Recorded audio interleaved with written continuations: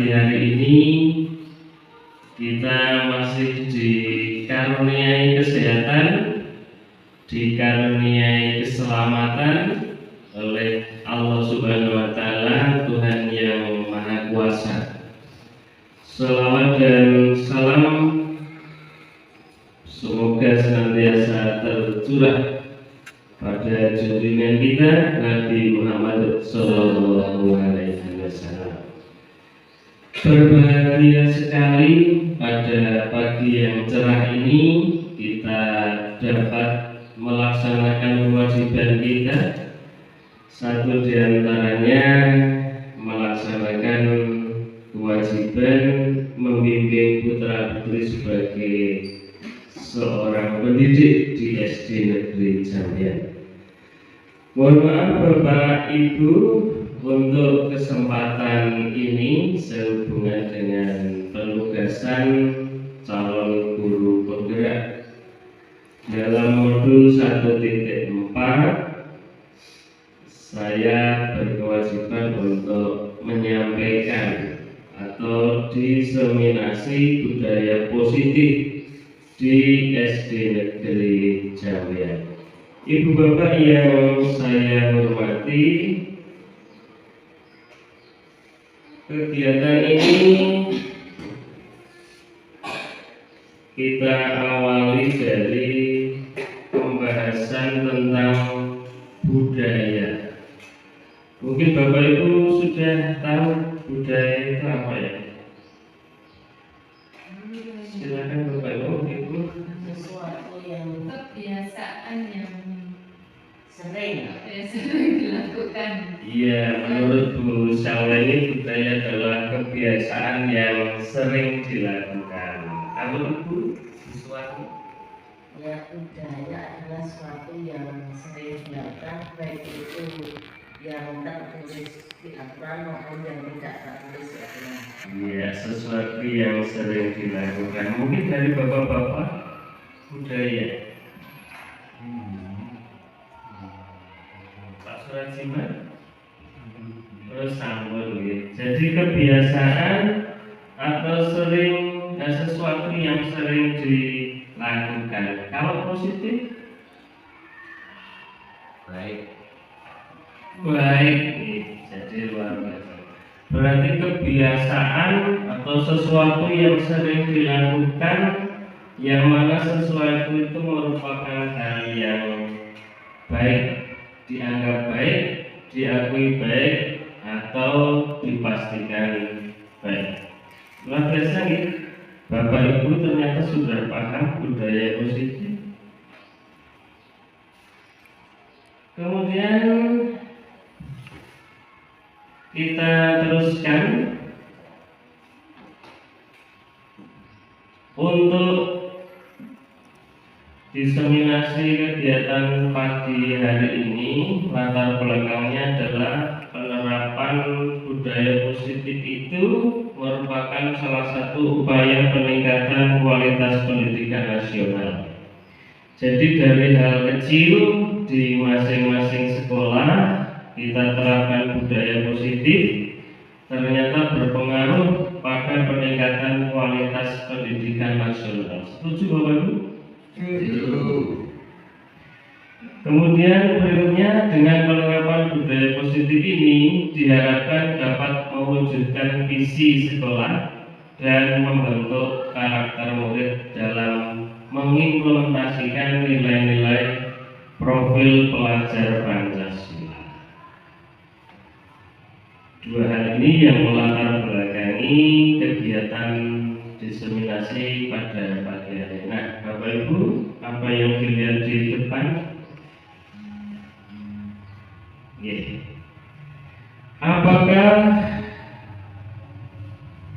Bapak Ibu sudah mengetahui contoh-contoh kebiasaan baik atau budaya positif yang ada di sekolah kita, yang sudah kita terapkan dan berjalan pada kesempatan hari ini?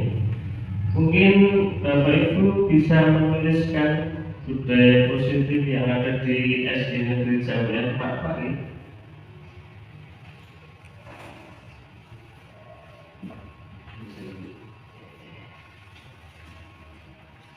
silakan 5 menit.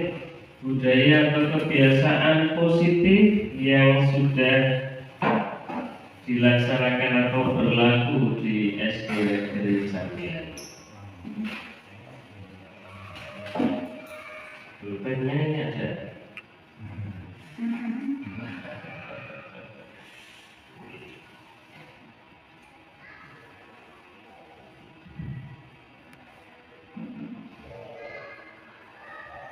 Mungkin ada yang kesulitan, Bapak Ibu, tulis sebanyak-banyaknya.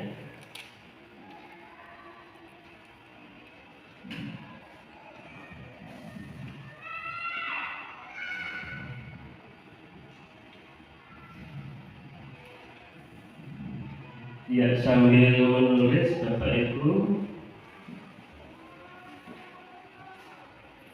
budaya positif yang berpengaruh terhadap kualitas pendidikan nasional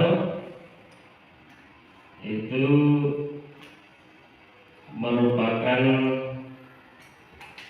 salah satu target pendidikan, yang mana pendidikan yang mengutamakan kemampuan kognitif saja tidak cukup, sehingga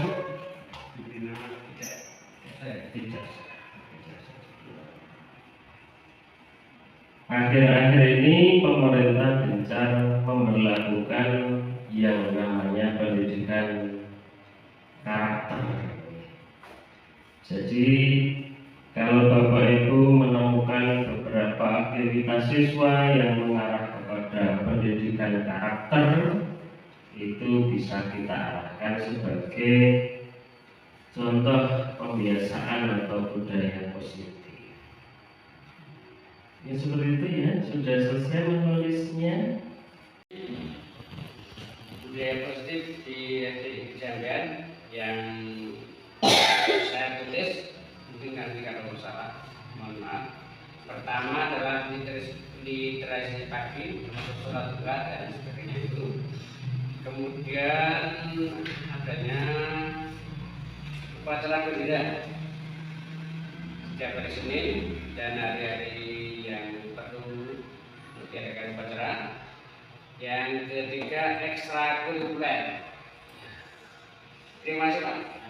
Tiga dulu. Lainnya ini teman-teman yang lain. Ya, terima kasih. 3 budaya positif di SD Negeri Jambian. Tidak ada yang salah Pak. Oke, jadi tidak apa-apa karena itu pendapat Bapak. Mungkin dari Bapak Ibu yang lain. Dari Bapak-bapak dulu. Pak, surat. Yang budaya positif di sekolah kita, saya contoh satu mengucapkan salam. Yang kedua, saya menjabat tangan Pak. Masih ada yang ketiga? 2 dulu Pak. Ya, jadi tadi sudah disampaikan oleh Pak Suratno, mengucapkan salam, kemudian berjabat tangan luar biasa. Pak Sarsi. Oke, 3 macam, yaitu kebiasaan membuang sampah pada tempatnya. Kemudian yang kedua, cuci tangan dengan menggunakan sabun. Kemudian yang ketiga, jamaah sholat. Jadi buang sampah pada tempatnya, cuci tangan benar menggunakan sabun, dan sholat berjamaah. Dari Pak Soekarno.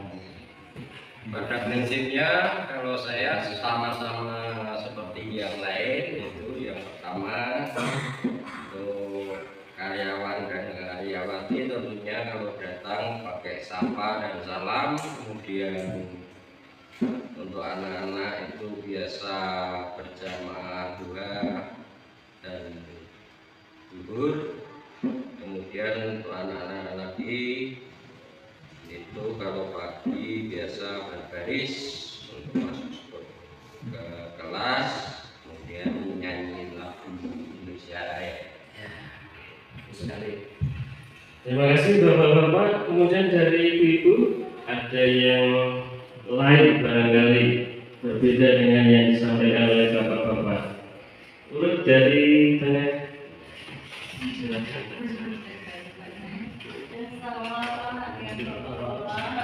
ini idem nggak apa-apa. Pagi sholat duha dan tadarus serta membuang sampah pada tempatnya. Oke, terima kasih Bu Esni. Mungkin di sebelah kiri Ibu Suwarni. Saya menambah saja yang lain masih sama, menyirami tanaman, baik tanaman hias, tanaman sayuran, dan tanaman buah. Oke, luar biasa. Oke. Kemudian berikutnya sebelah kanan ini yang Sudah terangkum semuanya.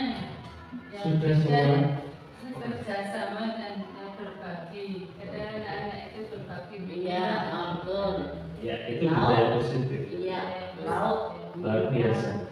Sudah banyak sekali itu kalau kita beri nomor 1 sampai 50 gitu. Jadi luar biasa, budaya positif sudah berjalan di lingkungan kita. Budaya positif itu semua betul Bapak Ibu.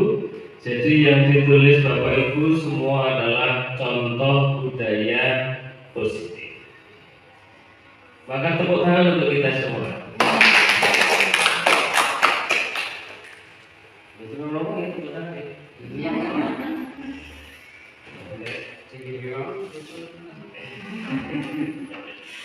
Ya, Bapak Ibu.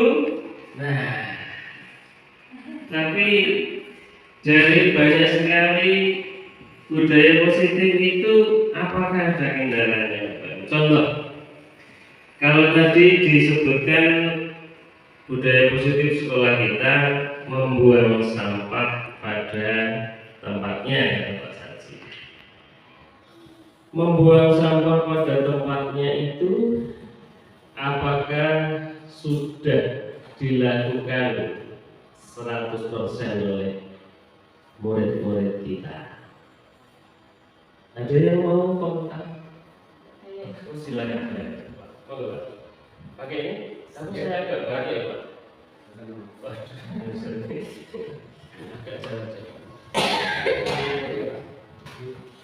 Terima kasih dari Pak CPP. Tadi yang diberikan kepada saya menanggapi tentang adanya buang sampah di tempatnya. Kalau menurut saya hal itu masih jauh dari harapan. Mengapa demikian? Setiap pagi kelas saya itu saya operasi di meja dinasinya. Semua nama orang siswa itu ada semua. Kemarin mungkin jajan dimasukkan di nasi. Nah, setiap saya beritahu kita arahkan, tetapi entah itu namanya dulu atau tidak tahu, mesti ada lagi. Tadi saya terlihat lagi ada lagi. Itu Pak. Ini harapan saya. Piye carane semua siswa itu iso tertib membawa sampah pada tempatnya. Itu baru sampah, Pak. Belum ada kertas yang lain. Mungkin dengan dulu nanti ada tambahan. Terima kasih. Ya.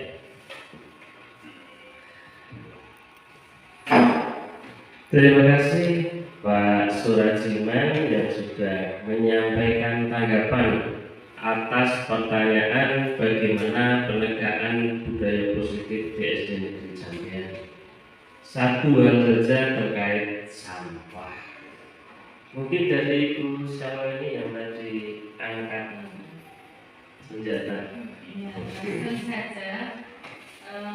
Permasalahannya karena saya membuka kelas kecil di kelas 1 dan Pak Surajiman juga kelas 2, mungkin karena masih dini atau bagaimana itu kelas 1 juga banyak kasus masih ada sampah yang di laci.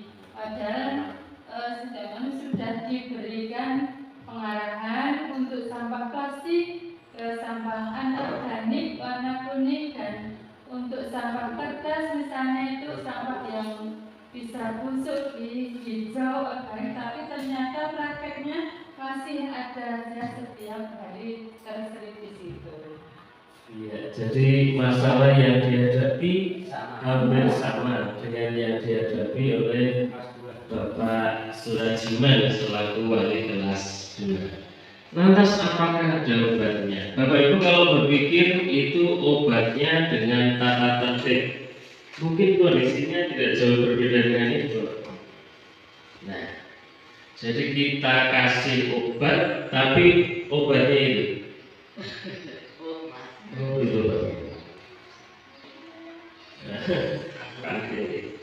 Kurang tertib.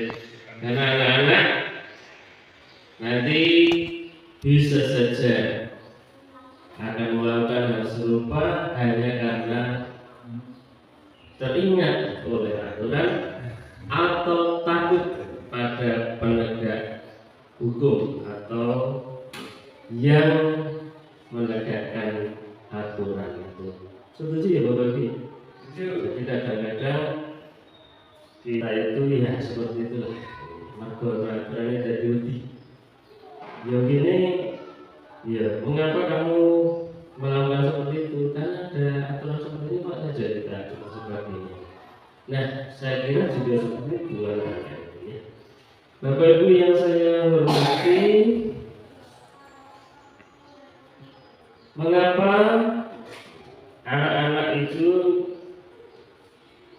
kadang-kadang istilahnya itu melanggar apa yang kita harapkan, membuang sampah di laci misalnya, atau ketika harus sholat zuhur kita harus susah-susah untuk ngobrol-ngobrol, atau ketika bersalaman justru anak-anak itu nyelingkar ke sana.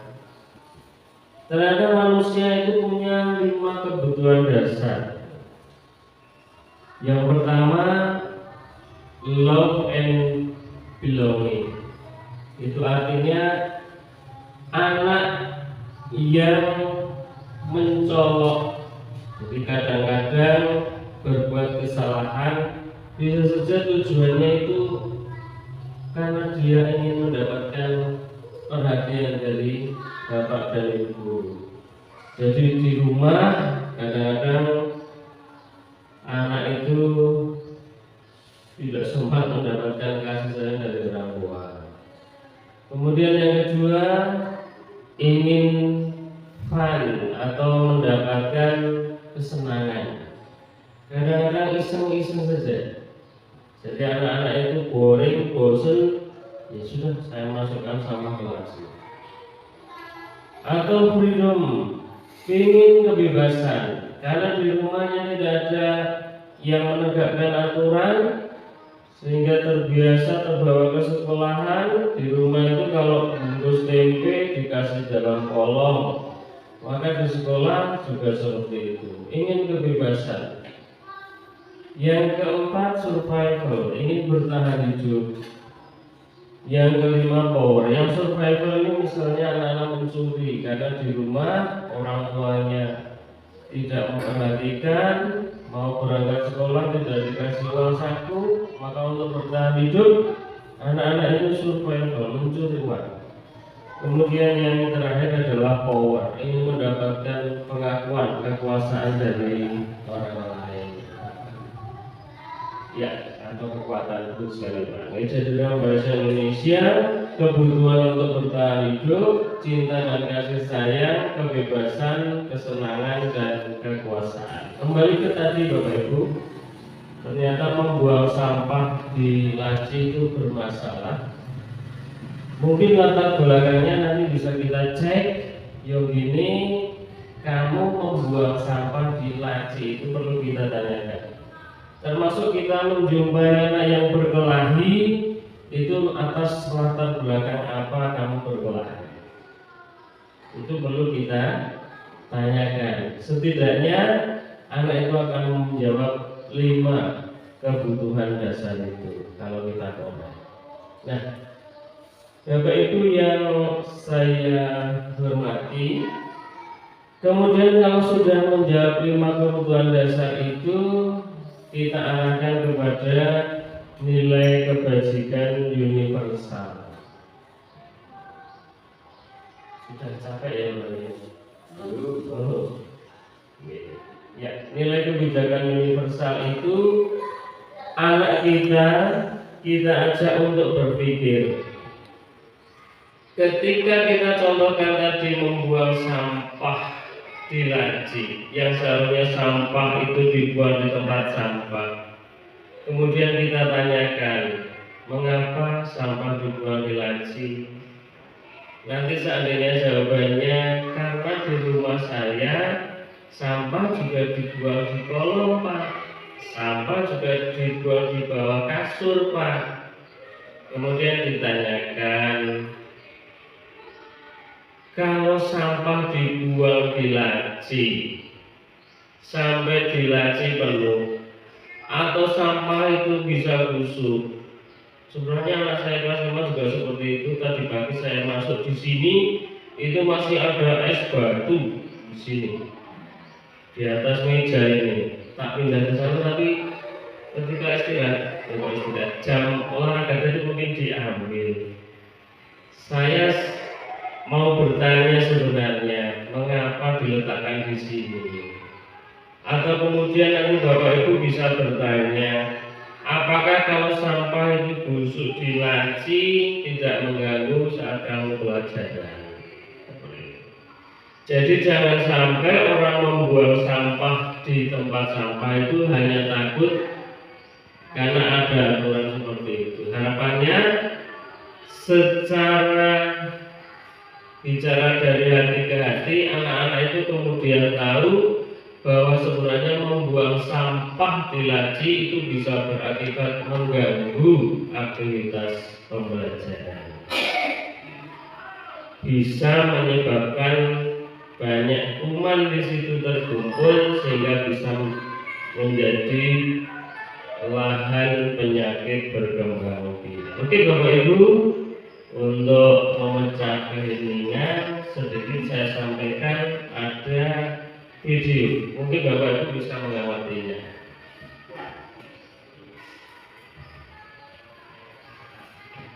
Video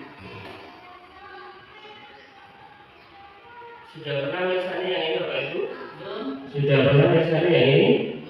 Nah, kita lihat bersama-sama. Pak sudah siap misalnya? Iya. Nanti di komen ya. Membuang sampah sembarangan sama dengan tadu.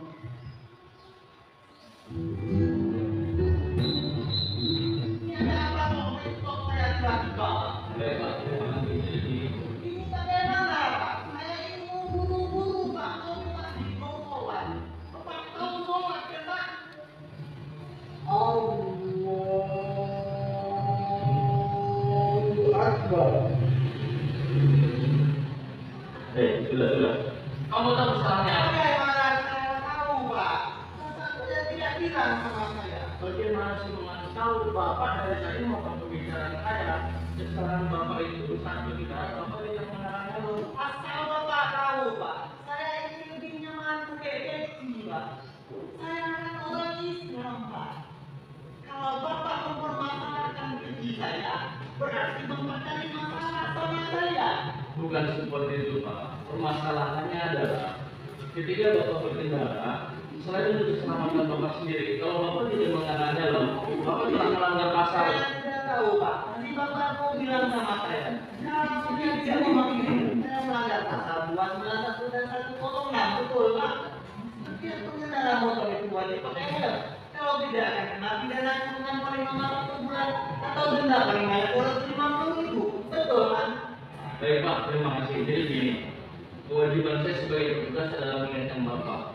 Salah satu tujuan menggunakan helm adalah untuk keselamatan Bapak sendiri. Keselamatan negara enggak apa-apa. Saya dari dulu tak pakai helm juga enggak apa-apa. Peci sama helm saya tapi mau peci saya, Pak. Coba banding dengan Bapak. Masih bicara. Nanti kalau peci saya, jangan Bapak bantu. Jatuh dari langit ke bumi itu enggak akan jawab. Bapak ini buang-buang waktu saya saja, Pak.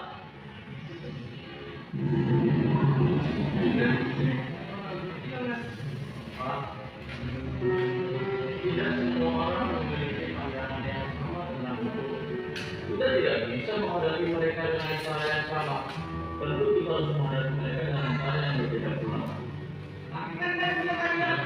Jadi karena semua perbedaan sebagai suatu keunikan dalam berbangsa dan bernegara. Tapi ingat, yang terpenting adalah kesadaran akan perbedaan itu sendiri untuk menjadi persatuan dan keselamatan bersama. Ya udah, kita selesai. Cek.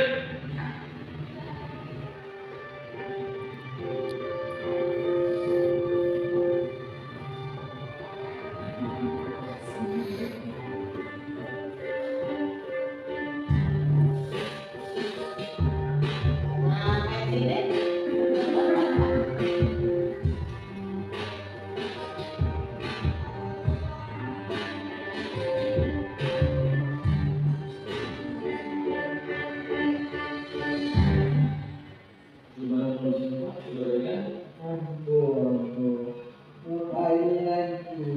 Sudah, oke, silakan.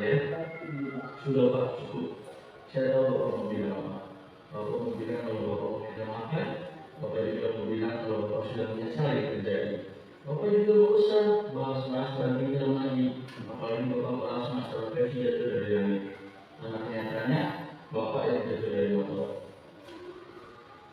Dan Ibu, terima kasih. Boleh ya, kedua Bapak.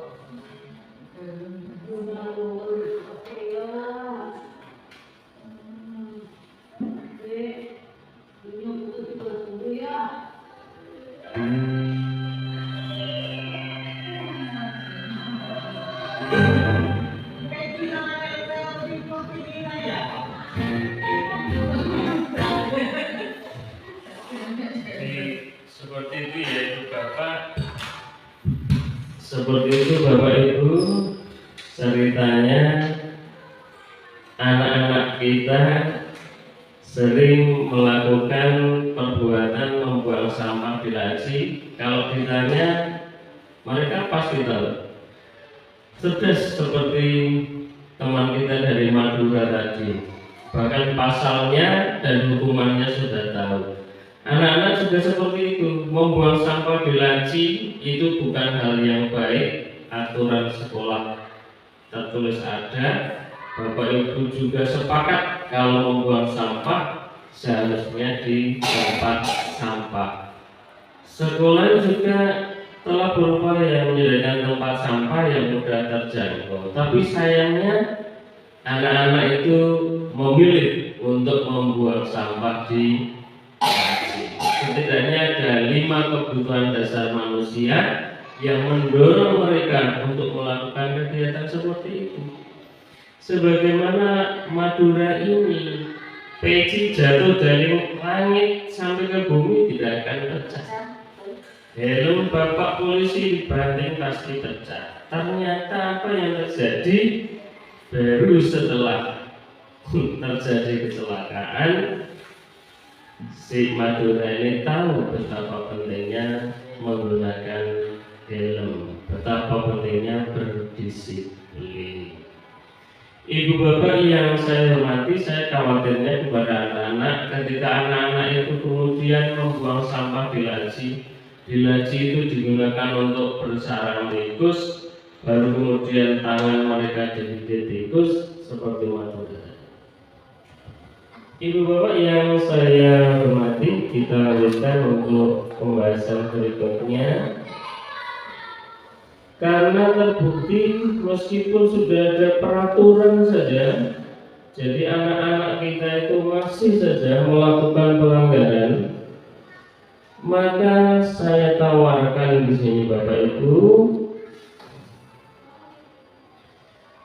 bagaimana seandainya peraturan itu kita perpajang menjadi namanya keyakinan kelas seperti ini.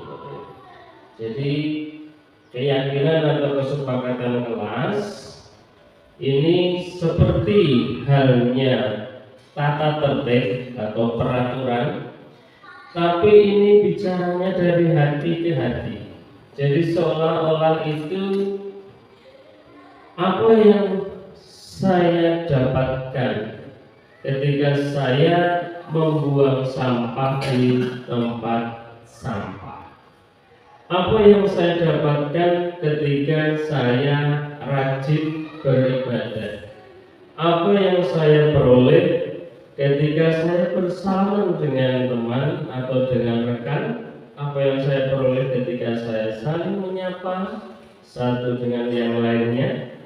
Apa yang saya peroleh ketika saya mencuci tangan dengan sabun? Jadi bicara kita dari hati ke hati. Jadi aturan yang selama ini ada kita arahkan, kita pertajam dengan namanya keyakinan kelas. Ini misalnya bertanggung jawab mengerjakan tugas piket, itu kita perdalam. Mengapa saya harus piket? Ketika anak-anak melihat sampah berserakan di kelas, tentu itu akan mengganggu kenyamanan. Bersikap jujur, mengapa saya harus bersikap jujur? Bukan karena takut pada polisi, tapi kalau hal itu terjadi pada saya dibohongi, rasanya juga tidak nyaman gitu.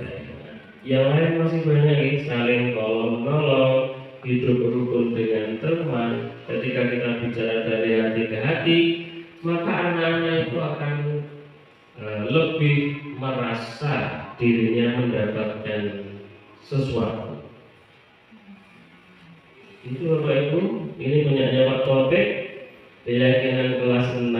Nah, apa yang membedakan keyakinan kelas dengan tata tertib Bapak Ibu? Adakah larangan di situ? Dilarang terlambat. Jika tidak mengerjakan PR di rumah, didenda 50 juta. Seperti mana ini? Pak Akbar mengingatkan murid SMA karena tidak sholat, dilaporkan oleh wali murid, menuntut didenda 50 juta. Berapa banyaknya gaji guru? Saya kerja kalau sholat gak berapa? Menggunakan dan merawat fasilitas peralatan dengan baik. Nah, yang terlihat di 9, menjauhi rokok. Kalau tata tertib biasanya dilarang merokok, dilarang membawa HP, dilarang membawa senjata tajam dan minas. Keyakinan kelas tidak berbunyi dilarang, tetapi dengan namanya kalimat positif. Kalimat apa Bapak Ibu? Positif. Kalimat positif. Itu ya Bapak Ibu. Kemudian saya teruskan.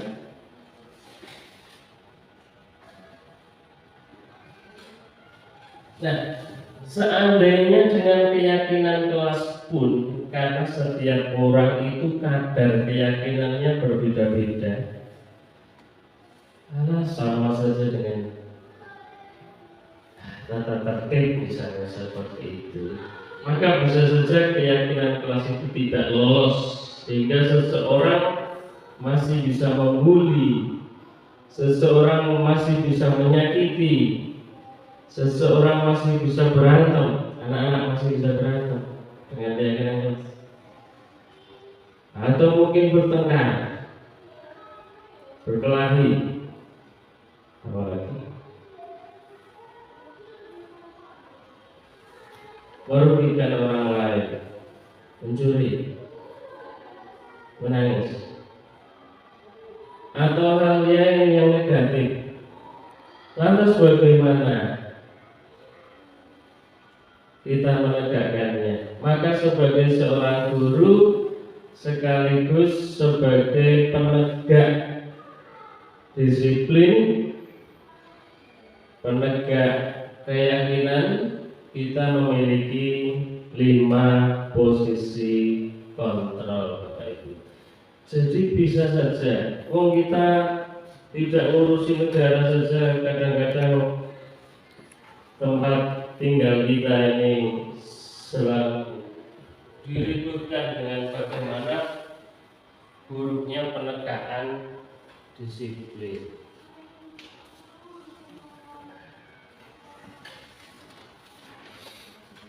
Ya, maka di sini Bapak Ibu tidak tidak hanya keyakinan kelas tentunya yang kita tegakkan, tapi juga bagaimana posisi kita dalam menegakkan keyakinan kelas. Maka namanya adalah posisi kontrol guru. Ada 1 sampai 5. Ibu bapak sudah mendapatkan catatannya di sini. Mari kembali kita bicara dengan hati. Posisi kontrol guru yang pertama sebagai penghukum. Ini saya kira sudah pernah kita alami.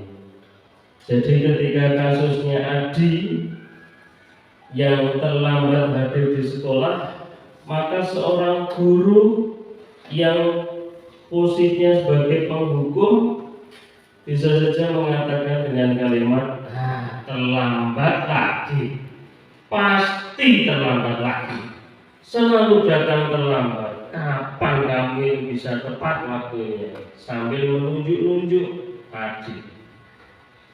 Itu contoh posisi sebagai penghukum. Kemudian posisi yang kedua, membuat orang lain merasa bersalah. Bapak Ibu bisa menyampaikan uraiannya di situ. Kemudian yang ketiga, posisi sebagai teman, Bapak Ibu. Jadi semuanya punya akibat. Baik sebagai membuat orang lain bersalah, sebagai teman, semua punya akibat. Tapi kalau Bapak Ibu membuka halaman berikutnya,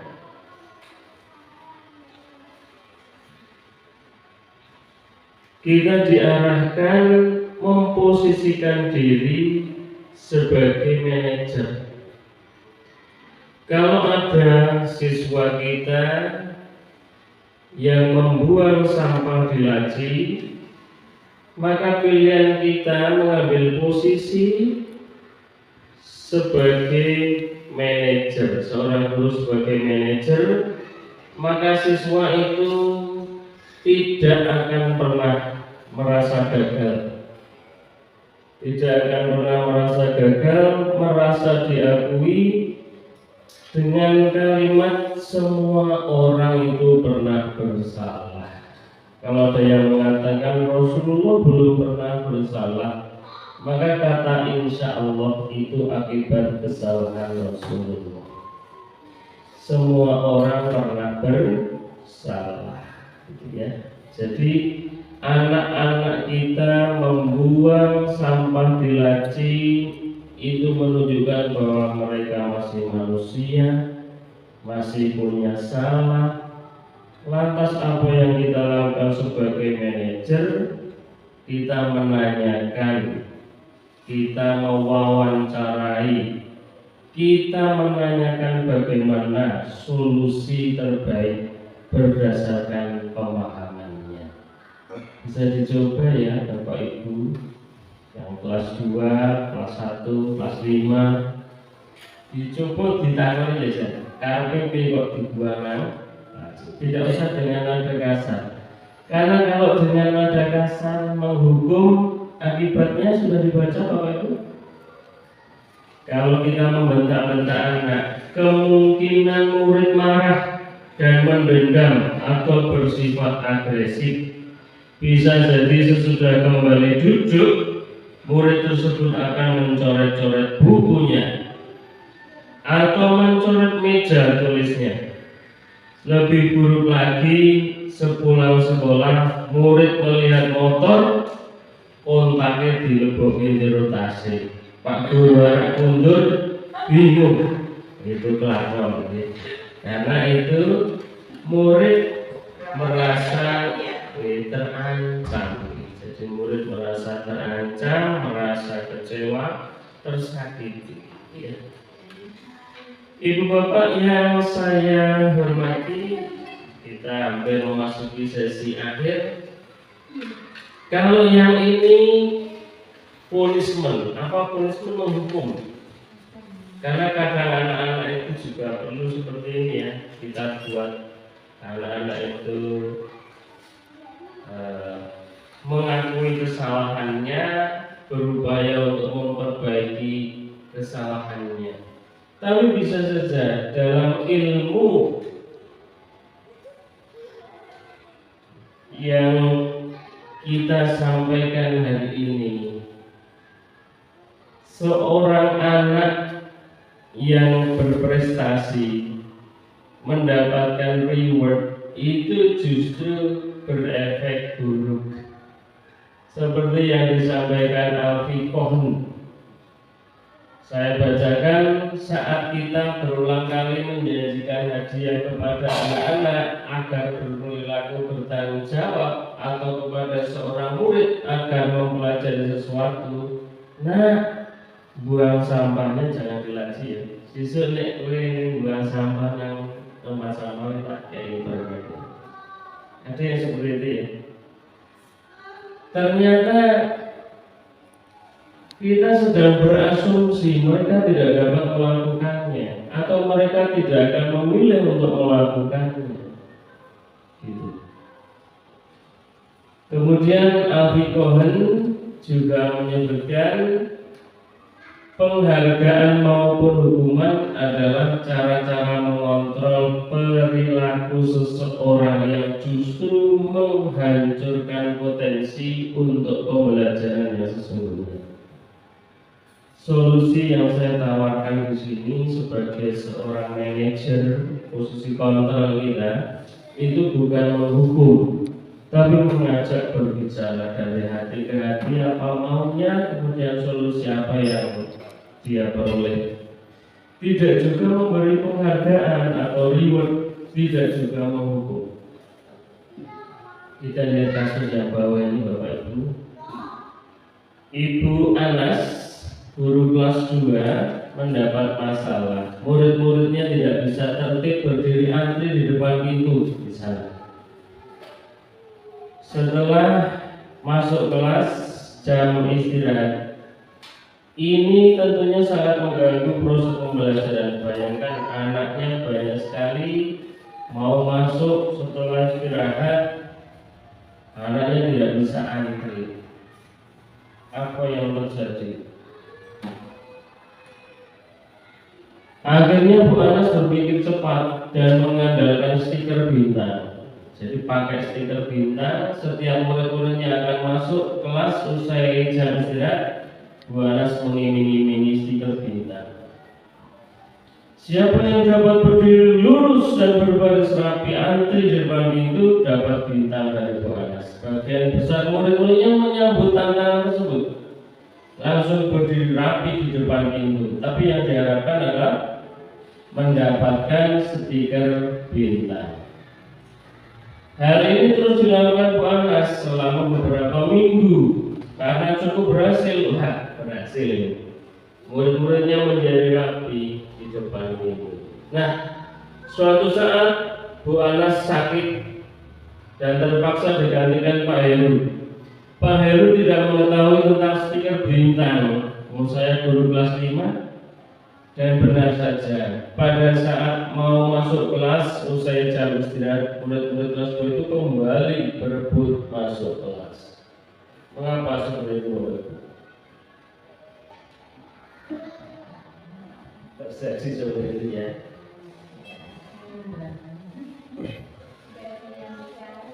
Karena tidak ada motifnya, tidak ada yang dicari. Ya wes orang lain aku suka. Jadi penghargaan itu kadang-kadang seperti itu Bapak Ibu. Nah, penghargaan itu ada buruknya. Yang saya sampaikan dalam slide kotak-kotak itu sisi buruk penghargaan. Gimana ini Bapak Ibu?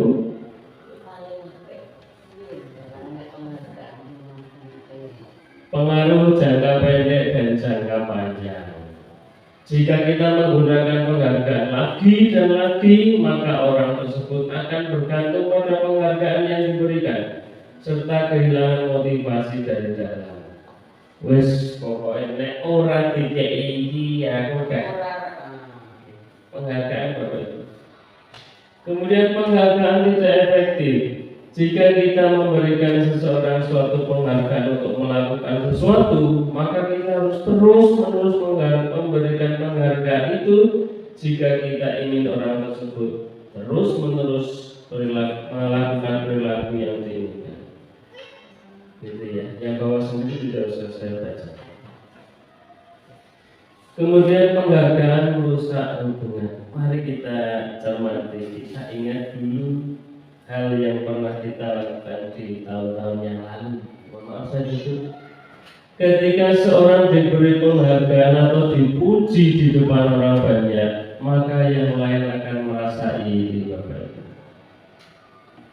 Dan sebagian dari mereka tidak akan menyukai orang yang diberikan penghargaan tersebut. Bisa dibully. Kemudian yang kedua, jika seorang guru sering memberikan penghargaan kepada muridnya, besar kemungkinan murid-muridnya termotivasi hanya untuk menyenangkan gurunya. Mereka tidak akan bersikap jujur kepada guru tersebut. Yang penting, aku di sini paling apik. Carane, yo dewi-dewi carane. Penghargaan yang tidak menciptakan persaingan di dalam kelas.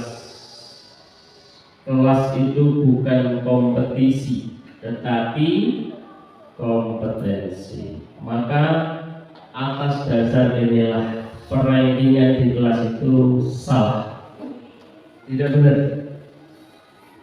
Jadi membagikan hasil belajar ada rankingnya itu salah. Dasarnya adalah setiap orang berkembang sesuai dengan bakat dan minatnya, bukan bersaing dengan teman-temannya. Tidak ada jaminan orang sukses dalam bersekolah juara 1 kemudian nanti di masyarakat bisa sukses atau bisa bergaul dengan teman-teman. Justru masalahnya sekarang adalah ketika persaingan itu masih dibawa di luar sekolah, dalam masyarakat itu bersaing materialistik, itu juga hal yang jadi masalah bagi pemerintah. Terakhir, mereka yang percaya bahwa mereka tidak memiliki kesempatan, untuk mendapatkan penghargaan akan berhenti mencoba. Bayangkan anak-anak, saya tidak menyebutkan nama, tapi untuk anak-anak yang tidak pernah juara 1, 2, 3, ketika pembagian rapot di akhir tahun, mereka akan alas-alasan berangkat sekolah. Apel 7 tahun tidak mungkin saya dapat hadiah. Karena yang dapat hadiah hanya itu saja.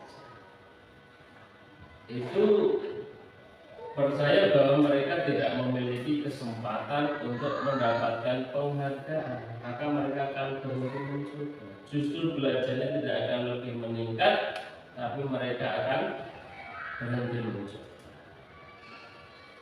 Gitu ya Bapak Ibu ya. Mengapa tidak boleh ranking?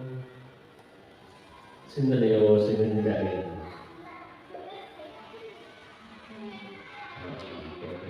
Enggak, lu sudah dapat sendiri. Sudah dapat materi seperti ini banyak sekali. Ya, seperti itu Bapak Ibu.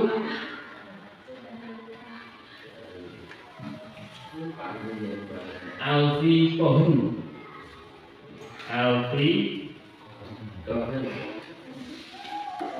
Nah, sampai di sini ini Bapak Ibu, ini penghargaan mengurangi kesempatan tidak perlu. Nah, lantas yang benar bagaimana ini Bapak?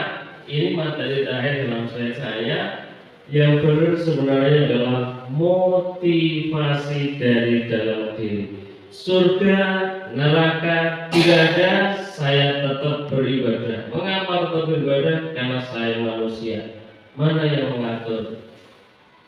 Dalam Al-Quran disebutkan bahwa tidak diciptakan jin dan manusia kecuali hanya untuk beribadah. Saya datang ke masjid tidak untuk mencari surga, Saya berbuat baik pada orang-orang tidak hanya ingin mendapatkan surga, tapi karena Tuhan dahulu seperti itu, tangan kita, tangan Tuhan, kepala kita, kepala Tuhan, pikiran kita, pikiran Tuhan, jangan sampai kalah kita dengan pohon pisang. Pohon pisang hidup sekali berarti manusia hidup sekali juga harus berarti, karena kita mendapat derajat sebagai khalifah di bumi. Itu motivasi dalam diri. Saat seorang anak belajar untuk pertama kali menggabungkan huruf-huruf dan kata-kata, Pak Surajiman mungkin besok kalau putranya sudah belajar huruf-huruf itu bisa membaca, kasih tepuk tangan oleh ibunya, kasih tepuk tangan oleh bapaknya, luar biasa. Wis, kalau mau sesuatu itu. Taman tadi saya lihat ngegol di gawang sebelah selatan itu ditendang itu, wis ngeluwi oleh buku nek akhir tahun. Seperti itu, karena pencapaian dirinya.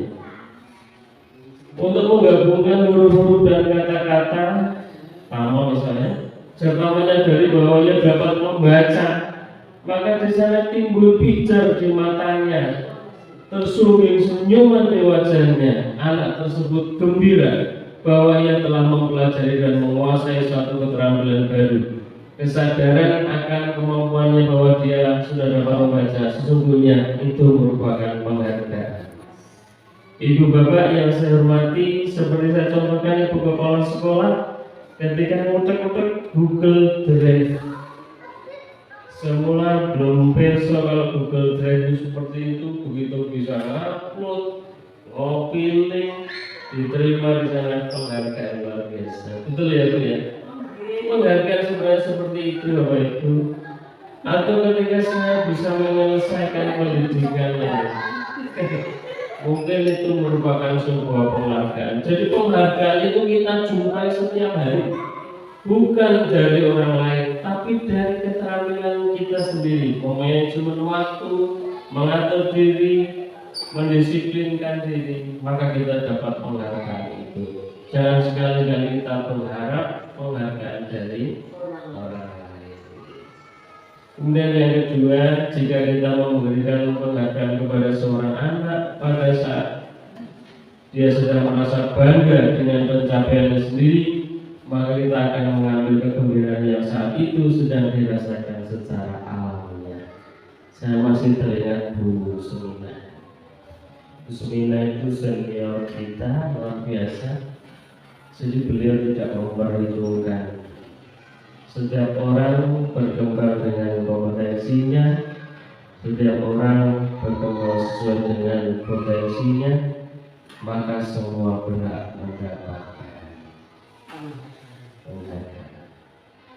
Seperti itu Bapak Ibu, saya kira tidak perlu sesi tanya jawab, karena yang akan bertanya lebih pintar dari yang akan menjawab. Seperti itu ya Bapak Ibu, waktunya sudah cukup. Terima kasih pada Bapak Ibu yang sudah berkenan untuk menghadiri kegiatan ini. Mohon maaf setulus-tulusnya jika banyak kekurangan, banyak kesalahan. Sekali lagi saya mohon maaf setulus-tulusnya. Mari kita akhiri sesi ini dengan berdoa di tempat duduk masing-masing. Berdoa silakan. Terima kasih, saya akhiri. Bila kita beri hidayah. Wassalamualaikum warahmatullahi wabarakatuh.